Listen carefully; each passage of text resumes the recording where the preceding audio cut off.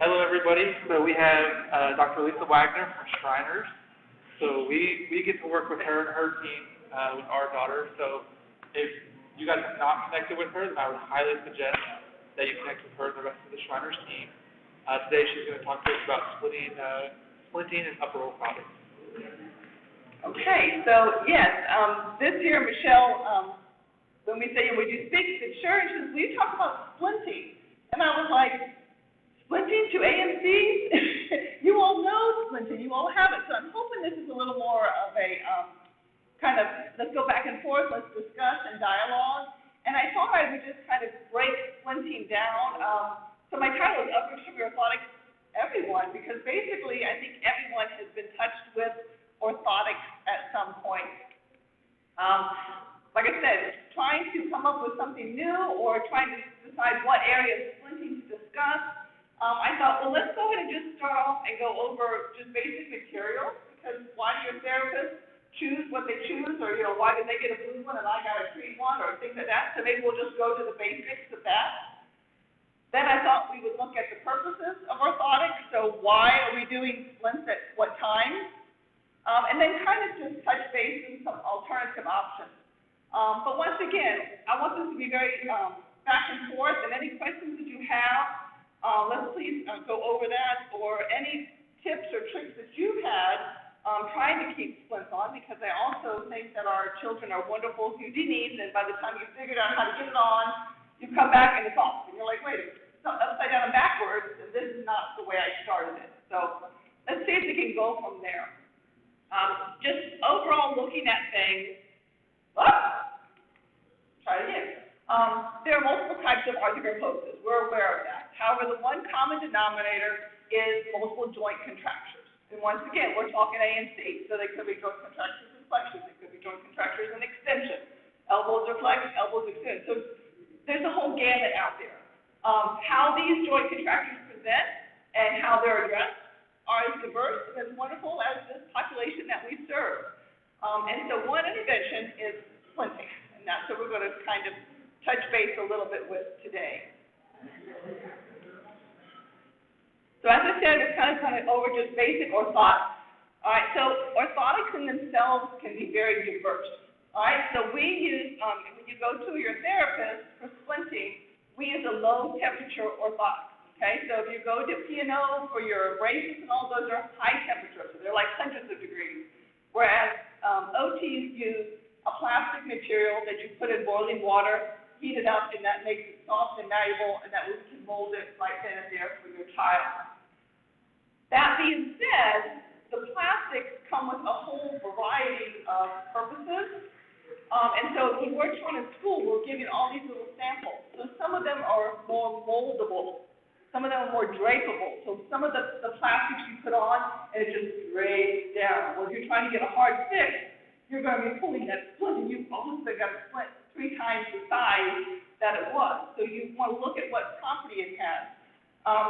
Some are more plastic-like, some more elastic. Some of them you can make, it doesn't work right, you put it back in water, it goes back to its little square shape, you start all over again. Some of them, though, you make it stays in that position. So if you think you're going to have a couple different trials with it, then let's use one that kind of goes back to its shape.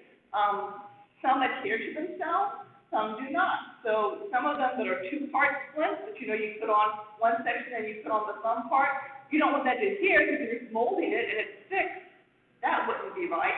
And then some of them don't adhere, and so you can do 2 component parts and they don't stick to each other because their property is different that way. So some come in various colors, like aquaplast comes in pinks and purples and blues and blacks, and so the kids are always like, oh, I would love that. But the aquaplast is more drapable, so it can't be used in certain times. So if you see one person got this color or one person that got that color, a lot of times it's just based on the therapist's judgment and the style of splint that we need to be making. There's also perforated and non-perforated. So some of your splints have holes to them. Some of them do not. And that gets to be a little bit more, I think, on patient preference or patient toleration. So some of my patients come to me and say, oh, I need it perforated because it's fantastic. It gives me that extra airflow, and so it decreases the sweaty and all, I love it. And some of my parents come to me and say, oh, can't stand the perforated kind. That gives all those red dots. It really irritates their skin. They take it off. It looks like I had chicken pox.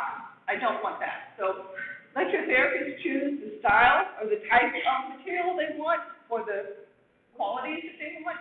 And then you can choose the perforated or the non-perforated and things like that. Any comments, thoughts? Like I said, I wasn't sure where to go with this presentation, so we'll see how it goes. Strapping. Okay, strapping can be just as diverse. Okay, some people are giving you basic Velcro. You can have numerous colors of Velcro. There it goes. Sometimes that Velcro is too rigid, too straight, too hard on them, and so they do the Velfoam. And the Velfoam, the Velfoam pieces are foamy. You can kind of pull them a little bit tighter. A lot of times they come in different widths. Sometimes I like to use a combination. So I'll use the straightness of the Velcro, but I'll make like a little window. So that foam is what's against the body, but I can pull it tighter with the strapping to it. A lot of times, configuration, X, Y. Some people just do the strap in a circumferential area. Sometimes you can make a Y, so you can attach it on one side and then split it so it kind of encompasses that foam. Or you can go from X. I like to educate parents when they come to will make the split, and then I'll tell you, okay, this is the way the fulcrum needs to go. This is where you need to have your pressure to hold it in there. How that's done, X, Y, straight across, is what's going to be best for your patient, for your child, so that you can, like I say, once they figure out, I don't know, where's this thing, and they're trying to get out of it, that what's the best way? But I want to make sure that your alignment is in the correct manner. Sometimes we use the basic coband. It's great to wrap around as well. You can use it numerous times. Don't wrap it too tightly, and try to do it more like a figure 8 versus circumferentially, because that could be a problem. But a lot of times people will then progress to coband, or they'll do the strapping and coband. And then I've had some parents just put a basic sock over it as well, particularly at night when they're sleeping. Any recommendations or suggestions that you have learned or you have used or found successful with splints and keeping them on?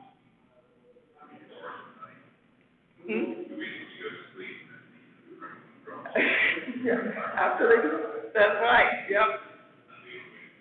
Plus, that's people question. Sometimes I'll ask them, are they a heavy sleeper or a light sleeper? Because if they're a heavy sleeper, yeah, let them go to sleep for the morning.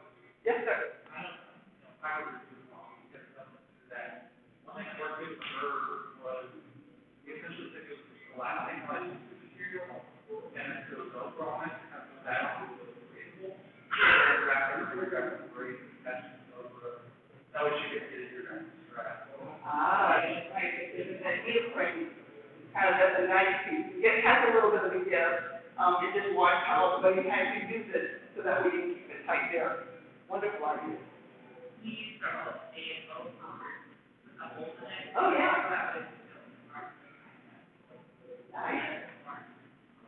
Yeah.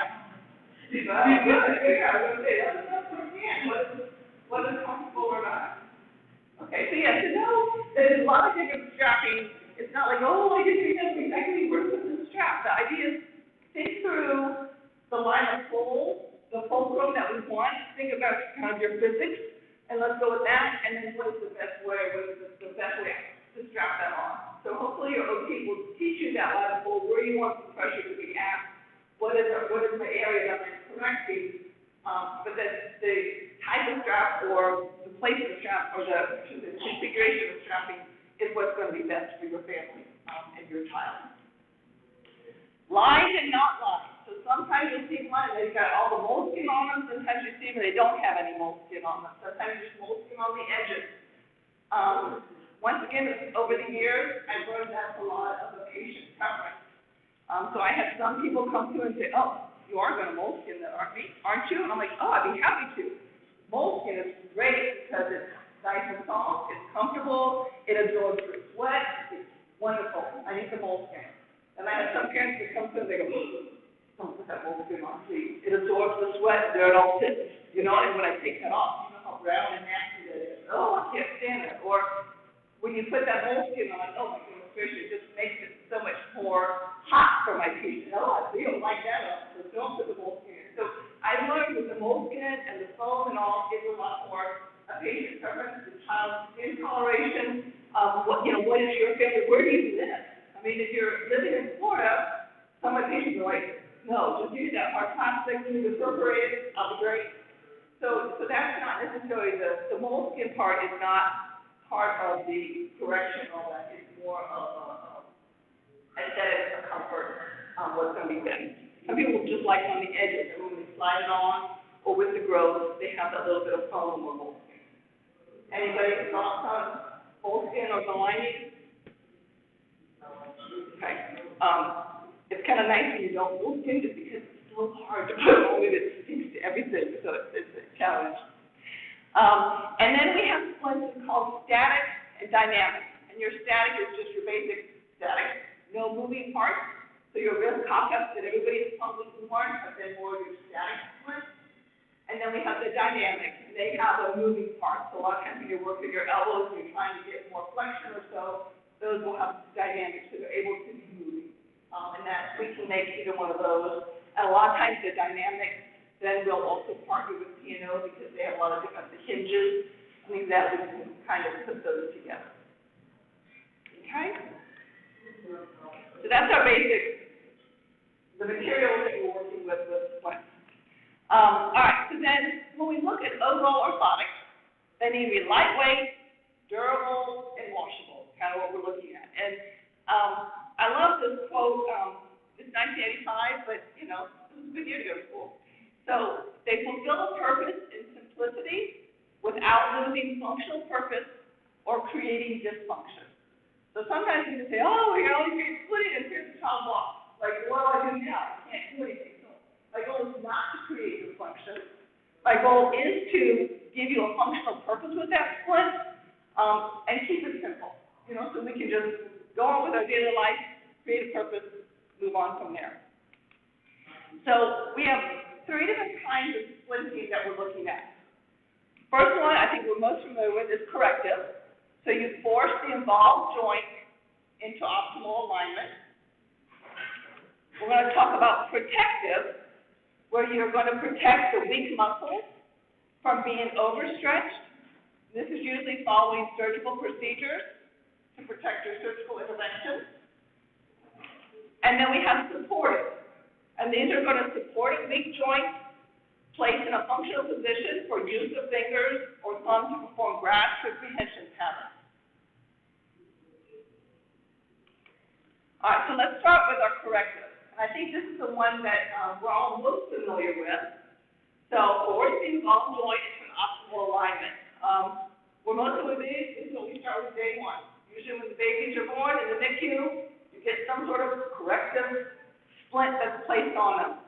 And we've learned from the literature, we've learned from studies that connective tissues are most compliant shortly after birth, and early manipulation may provide an opportunity for somewhat typical joint to form. Early stretching causes splinting gains in range of motion and activity and participation. So it's pretty basic that orthotics are recommended right away, and we do them. Key thing is custom orthotics are important with range of motion. Don't just slap that splint on them and say, oh, good, we've done our job, and move on. That range of motion is so critical. Corrective orthotics can be used throughout the ages. I think we think most of them, when they're first born, we get that going. But I think as you progress, as things go, as children are growing, we need to always go back to those orthotics. There's times when we can go without them, but I find that it's kind of a roller coaster ride, a wax and wane at times. And when you start noticing getting a little tight again, I think it's nice to have a corrective split on at that time. Our alignment. Obviously, we're looking at that flexion extension. We're looking at the ulnar and radial deviation, the fingers, the palmar arches, the elbow, just general range of motion overall. So typically, we start off with those wrist-hand orthosis to work on getting that wrist up and that finger position. One of the things I like to look at is, so OT is basically taught your wrist and hand split, okay? So we start off getting those wrists up, and then where do those fingers go? What are they doing? And so I like to try to start bringing that wrist up but also start working on, can I get some sort of a graph pattern there? Because if I get a handout like this, that's fine, but I really need to work on prehension at the same time.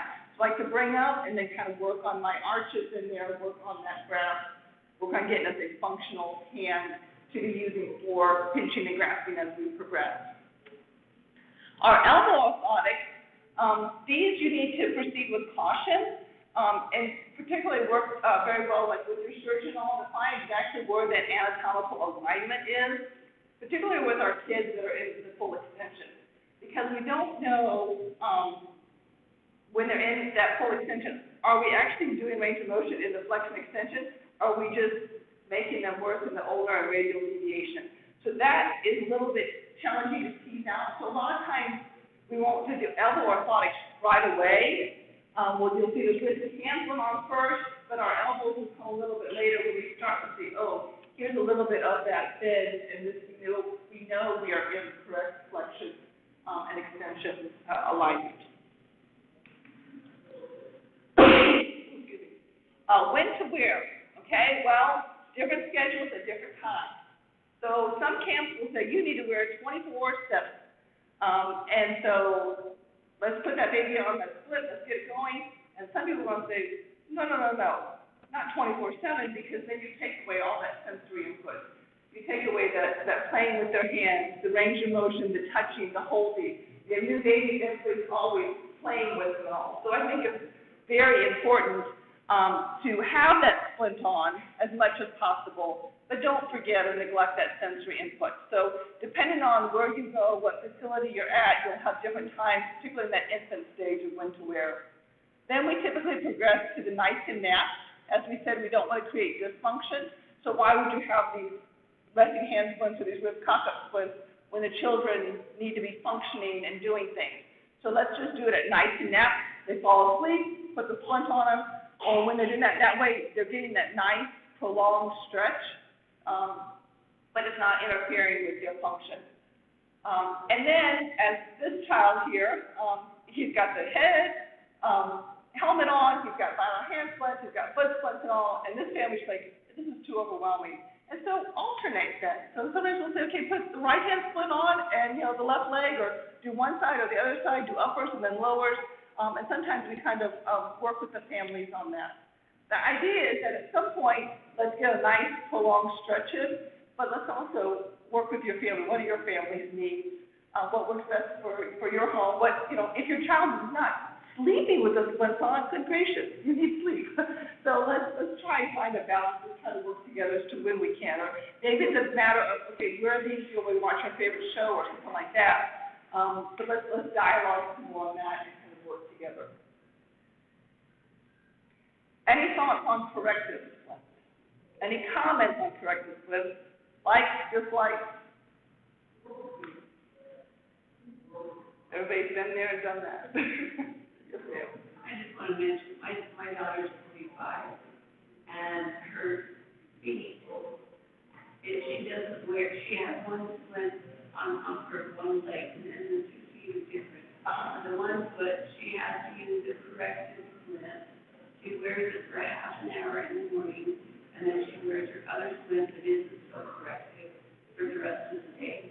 So she's found that doing that extra stretching for half an hour while she's walking around getting ready in the morning makes a difference for the whole day. Nice. Yeah. So it's experimenting with it, and it's so amazing that she was able to figure that out, because it makes floors on her feet if she wears it all the time. Right. But if she just wears it for half an hour and stretches it enough, that she can wear other splints not doing all that stretching, and she's fine. Wonderful. Wonderful. Yeah. Could everybody hear that pretty well? Yeah. So I think that's fantastic. We make the splints be corrected so you get that prolonged stretch so we can kind of lessen the contracture, or we can work on that. But yes, it needs to be what works best for you. Some people respond more than others. I mean, we have some kids that aren't their post and you get in here and then you take it off and there they go. There's some kids that go, wow, I did this, and they can go for a little longer. So everybody's so individual. Orthotics are made to be an intimate fit. So we make it specifically for your child, where your wearing and your toleration are just as intimate and just as personal for that. So thank you for sharing. Okay, next is our protective. So our protective splints then protect the weak muscles from being overstretched, usually following surgical procedures to protect surgical intervention. All right, so the picture here you see is of Sarmiento brace. So usually they have the humeral rotation osteotomy, and then this brace comes on. It can be made by your OT. A lot of times they're just off the shelf with your collaboration with your P&O department. So once again, these splints are made for a specific purpose, usually for a joint protection. After our elbow surgery, so when you have those extensions, you have those capsular releases, the tricep lengthening, then a lot of times we do the dynamic locking braces to allow for that joint movement, so I call it the dynamic splint. What we've kind of found in our facility now is if we do the elbow releases, we put them in a splint. We don't cast them anymore. We put them in that splint. We lock them in, what flexion we got. We'll lock them there for 4 hours, and then we'll do some range of motion, and then lock them in extension for like 2 hours. Then do the range of motion, and then lock them in flexion again. That way because kids with AMC are so prone to contractures, why are we going to get the contracture that's stuck here? So we try to keep that movement going, but leaning heavily on the elbow flexion portion. But that's an idea of one of the dynamic splints and a certain protocol. So you'll see different protocols, different times to wear. But we're finding that is actually kind of working nicely. We're using nice range of motion with that. So your OT can make the little hinge there, and then the Velcro kind of goes through. Some of the older children, P&O has some special hinges that lock in place. But when they're too small, we don't have those sizes. And then we also have our basic wrist and thumb surgery. So when you've done your carpal wedge osteotomies, your tendon transfers, the thumb releases, you'll have your custom molded. Your carpal wedges, obviously, those are bony. So we're holding there to keep the protection for that bone all to heal. And then when we do our tendon transfers, we obviously want to protect that tendon because we've got it moving, we're using it in a different position, but we don't want to overstretch it. We don't want to fall. A lot of times our children are ambulatory, they have frequent falls, and so you don't want to have a brand new hand and then fall on it and interrupt the surgery there. So a lot of times these are done for positioning as well as for protection. So when to wear these? Basically, that's protocol dependent. That's going to be on what the surgeon has done, kind of where you're at. A lot of times, you're up for the 12 weeks, and it's full-time wear for up to 12 weeks, and then there's nighttime wear. That'll all be very, very protocol dependent. A lot of times, they'll guarantee yourself some nighttime wear for a long time. Any thoughts on your orthotics after surgery? Yes, sir.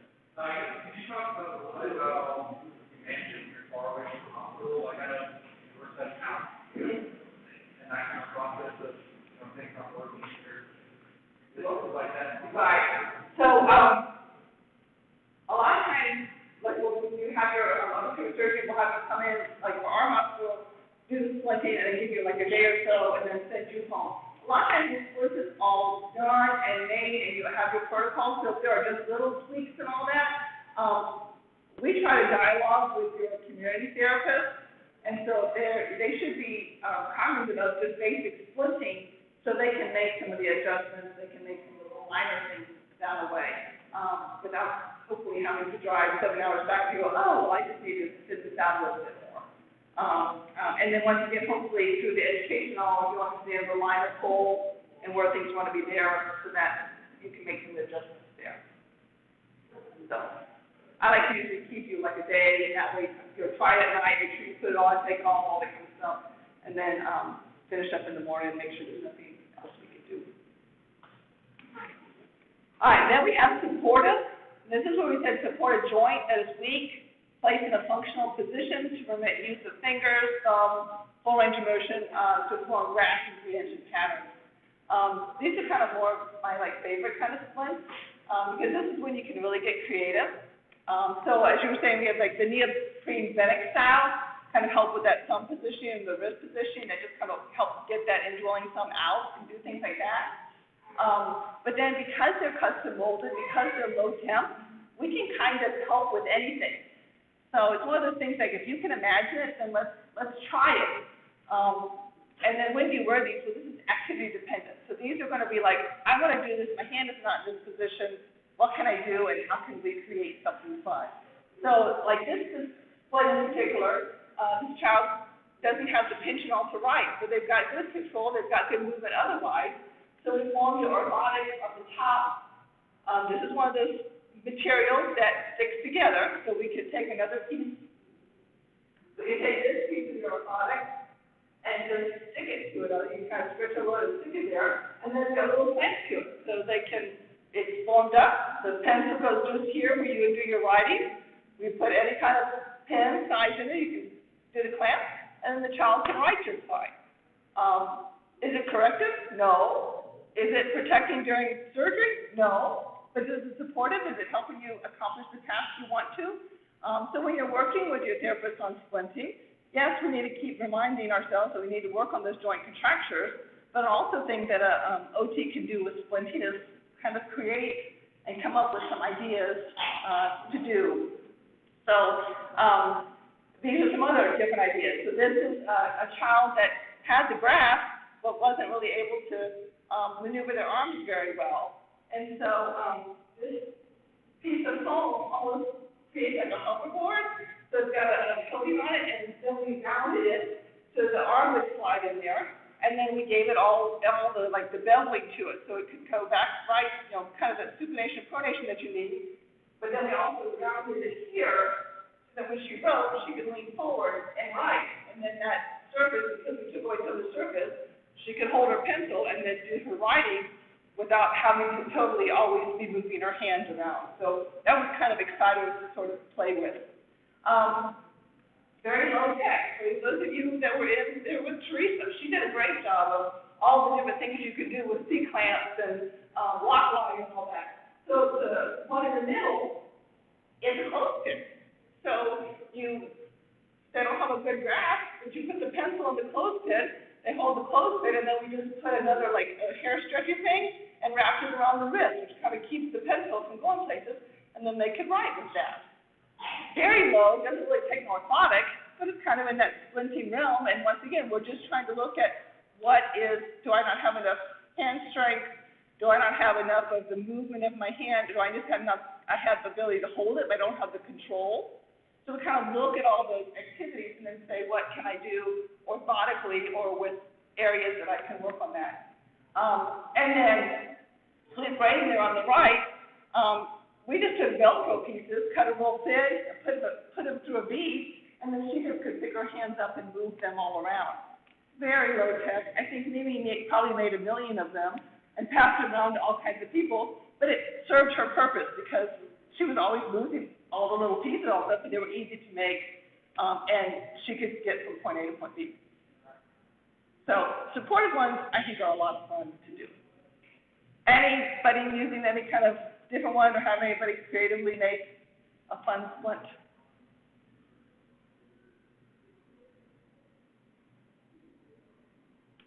Hi. Then there are things out there, the exoskeletons and overhead slings. Rex Wilmington Robotic Exoskeleton came out with these, and a lot of people did them, and then a lot of people went and made homemade devices. And so the idea of these was that it was kind of a harness system, and then it would be, it was able to move, or you can move your arms with it without having kind of more of a gravity eliminated area. Provided anti-gravity use of the upper extremity while providing fine motor skills. So kids that could use their arms, they could put the device on. The literature and all that came with the Rex had some really good successes. A lot of the homemade devices, I think, were very much homemade devices, and so not worked as well. Some people did. Some people made like stays. They would make kind of almost like a Job's garment, undergarment part, and then put plastic stays to kind of help support the arms, and if they gave you just that little bit of lift, the kids could do things. So it's an idea. I don't know the success rate. As you notice, she's got hers on, but she still has her little mouth things that she used a little more frequently and all of those. Did anybody have any experience with any of the Rex or the exoskeletons? Yeah, you had Rex. And did you like it, or did it work, or? We got it very early, a long time before we had it. biggest thing we saw was actually just realized that she had arms, because they really sat down her body the entire time, and got up here and stuff, and once she had, we're actually finding that we two more progressions in size.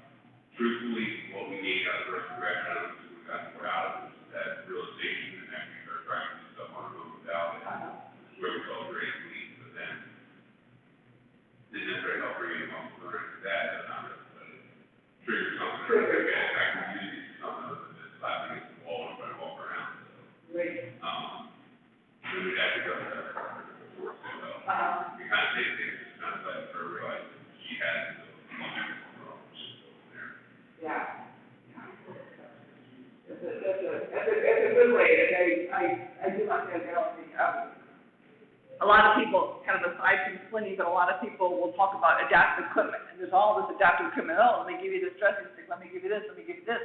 And people are like, oh, but I don't want to use that, or I don't think we should. And my approach to that is kind of like, well, when you start riding a bicycle, you put your training wheels on so you can learn how to do it.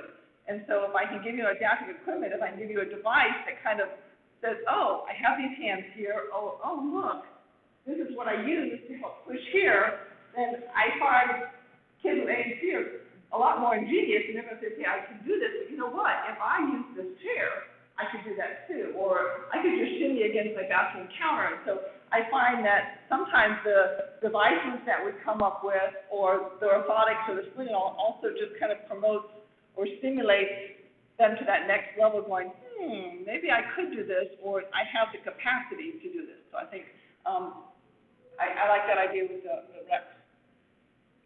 Anyone else? Kinesiotaping. That's another one of the interventions. Like I said, there's not a ton of literature out there for it, but it is a lot more used and prevalent. There are a lot of people that are using kinesio. It is uniquely designed elastic tape. It mimics the quality of the skin. So you go to a course for this. It says it enhances the function of many different tissues and physiological systems. So when you put this tape on, it kind of lifts the skin a little bit, which is to increase the blood flow and then target those somatosensory receptors. So when we were in, if any of those attended the pain, they talk about somatosensory receptors, and that kind of tells you where things are. And also the actual application of the tape is supposed to do those physiological things. And then I think what's most easiest to see, so you need an understanding of how the tape stretches and accepts loading and recall, and then the breathing on the skin. So somebody will go and be trained in kinesiotaping. And then I think the biceps and triceps are the easiest one to just demonstrate, because we all know our biceps flexors and our triceps extend. And so with the kinesiotaping, what you would do is you would apply the origin to the insertion of the muscle. So our bicep starts up here, so you put your kinesiotape there, and then you'll stretch it out and attach it down here. And so when the tape recoils, it stimulates that bicep to be working. So whether it actually assists with the muscle doing that or just the sensory feeling, it comes back this way and lets you recoil. Likewise, you would put kinesiotape on the triceps at the same time, but you would go the opposite way. So you would apply it, you would put the tape, start it here at the insertion portion, and then put it at the origin, and that way it would inhibit, so that the tape would go the recoil the opposite way, which would inhibit the triceps. So it would let the triceps bend and let you bend your biceps together. Some people use this a lot as the infants, once again, kind of stimulating this is where your muscle would go because you put those stretches there. And some people continue with it. The kinesiotaping, some people do not. There's not a lot of literature out there. We have a lot of literature on splinting and orthotics and range of motion, all that. Not as much on the kinesio, but it is a very prevalent thing. I think we see it a lot more, in our athletes and things like that. They're going through there, but they're applying it now to the pediatric population and arthrogryposis. Experiences with kinesiotaping. I have a question about it. How often do you have So that I love these totally based on these things. So that it kind of depends on your skin, your toleration, the oils in your skin and things like that. So some people can put on and they can go for 4 or 5 days, they can go for like a week or so. Some kids, it starts to ravel up right away. Some of it depends on the use, depends on how many kids are just start picking at it. Because once it starts picking, then it starts rolling, and then there it goes. So, yeah, how's that? Could go for an entire day, could go for an entire week. Sometimes yes, we teach the parents. Yeah, so the therapist goes and learns about the kinesiotaping, what are the physiological factors to it, what is the line of pull. There's alternate ways, like do you cut the tape this way, do you feather the tape out, so like you have your one piece of tape, you cut it like 4 ways and then fan it out, like you're doing your pecs or something like that. The therapist goes and learns the technique and how that is supposed to stimulate the muscle and such, and then they educate the family, or in our case, we educate the family because we serve such a broad region. Sometimes the therapist will put it on and they'll stay on for the week. So the next week when you come back for therapy, you can, they'll take it off or they'll move it again or something like that. But a lot of times they'll also instruct the families on how to do that at home. Some kids respond really well, some kids don't. Some kids skin, they break out. Some kids don't. Some kids just, they just see it all the time. And sometimes kids see it all the time and go, oh, let me start using this thing because I have this beautiful pink tape on me. So. How do they get off? Like, is it like worse than any kind of thing? No, I don't think so. I'm just saying, I don't know if I brought it with me or if I left it in the room, but I have some, so I can let you feel it. I thought I put everything in here, but when I pulled out my bag, I didn't see it. So I have some kinesiotaping. So find me later on, and I'll show it to you. How's that? Any other questions or thoughts on the kinesio? And then there's modalities. If you attended Paley's discussion yesterday, they talked about some of the modalities and using that. So there is the electrical stimulation. So the TEMSIA, the neuromuscular electrical stimulation, the functional E-stim, they come in, the therapists will go learn about which ones are fast twitch, slow twitch. Those are like can I stimulate the muscle and make you do something? Whereas the FES are kind of, you put it on and then like you work a bicycle, and it's going to be a cyclical kind of thing, stimulate the muscle to work, kind of go through that. These can be challenging with children. There are some camps that are like, don't touch that, it's not good. And there's some camps that are like, use this every day, all the time. The literature is not really there to substantiate any of it. So I would definitely work closely with your physician. I put the slide on here just to have the slide because a lot of people do have questions about it.